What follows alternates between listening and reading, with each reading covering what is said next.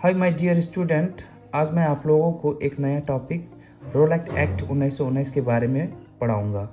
तो 1917 ईस्वी में सर सिडनी रोल एक्ट की अध्यक्षता में एक समिति बनाई गई थी और इस समिति ने 1918 में अपना रिपोर्ट प्रस्तुत की थी।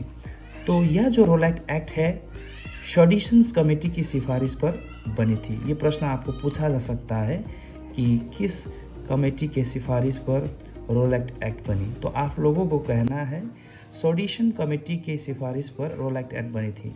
और इस रोल एक्ट का उद्देश्य, यह समिति भारत में क्रांतिकारी आंदोलन की जांच करने के लिए बनी थी। अर्थात क्योंकि ब्रिटिश को अब इस बात का एहसास हो चुका था कि भारत में ब्रिटिश के अगेंस्ट में बहुत सारे राजनीतिक या क्रांतिकारी गतिविधि चल रही है।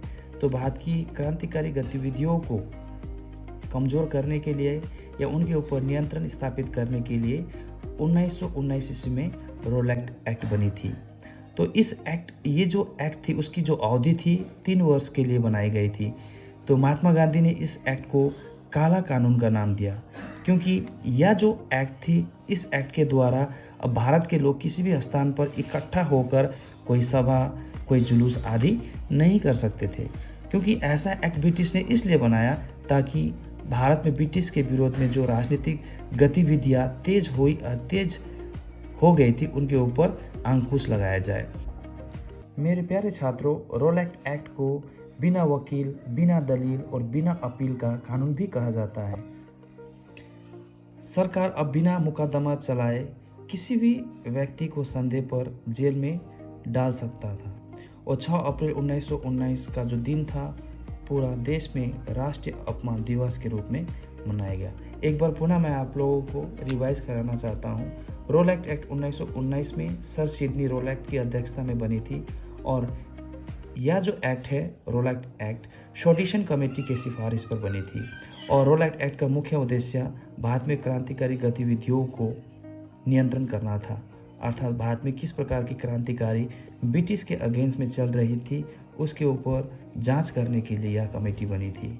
इस एक्ट की जो अवधि थी 3 वर्ष रखी गई थी। महात्मा गांधी ने इसे काला कानून के नाम से पुकारा और रोल एक्ट को बिना वकील, बिना दलील और बिना अपील का कानून भी कहा जाता था। सरकार बिना मुकदमा चलाए किसी भी व्यक्ति को केवल संदेह पर गिरफ्तार कर सकती थी और अनिश्चित काल तक उसे जेल में डाल सकती थी। और अब भारत के लोग इस एक्ट के बनने के बाद किसी भी स्थान पर इकट्ठा होकर कोई सभा, जुलूस आदि नहीं कर सकते थे। इसलिए भारत के लोगों ने 6 अप्रैल 1919 का जो दिन है उसे राष्ट्रीय अपमान दिवस के रूप में मनाया। Thank you very much. इसी तरह से मैं छोटी छोटी वीडियो में आप लोगों के लिए लेकर आता रहूँगा। आप लोग मेरी इस वीडियो को ज़रूर देखिए और अपने साथी, अपने दोस्तों के पास शेयर करें।